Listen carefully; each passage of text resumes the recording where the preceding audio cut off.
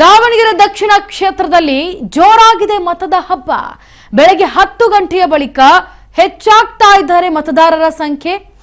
ಬಿರುಸಿನಲ್ಲಿಯೇ ಈಗ ಮತಗಟ್ಟೆಗಳತ್ತ ಬರ್ತಾ ಇದ್ದಾರೆ ಮತದಾರರು.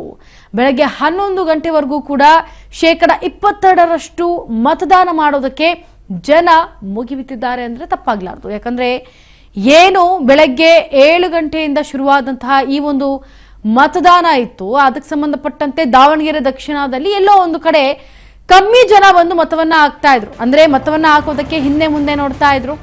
ಆದ್ರೆ 7 ಗಂಟೆಯಿಂದ ಬರದೇ ಇರುವಂತಹ ಜನ ಈಗ ಬೆಳಗ್ಗೆ 10 ಗಂಟೆಯ ಬಳಿಕ ಮತದಾರರ ಪ್ರಭುಗಳು ಹೆಚ್ಚಾದ ಸಂಖ್ಯೆಯಲ್ಲಿ ಮತದಾನವನ್ನ ಹಾಕೋದಕ್ಕೆ ಮತಗಟ್ಟೆಗಳತ್ತ ಮುಖ ಮಾಡಿ ಬರ್ತಾ ಇದ್ದಾರೆ.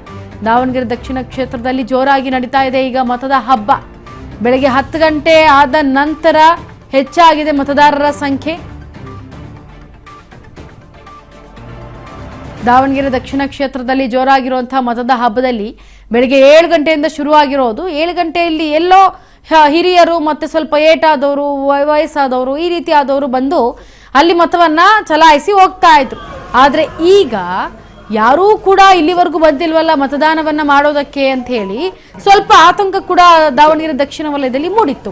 ಯಾಕಂದ್ರೆ ಎಲ್ಲೋ ವಯಸ್ಸಾದವ್ರು ಬಂದು ಹೋಗ್ತಾ ಇದ್ದಾರೆ, ಆದ್ರೆ ಯೂತ್ಸ್ ಆಗಿರ್ಬೋದು, ಮಹಿಳೆ ಪುರುಷರು ಯಾರು ಕೂಡ ಬರ್ತಾ ಇಲ್ಲ ಅಂತ ಸ್ವಲ್ಪ ಆತಂಕ, ಚಿಂತೆಗೆ ಕಾರಣವಾಗಿತ್ತು ದಾವಣಗೆರೆ ದಕ್ಷಿಣ.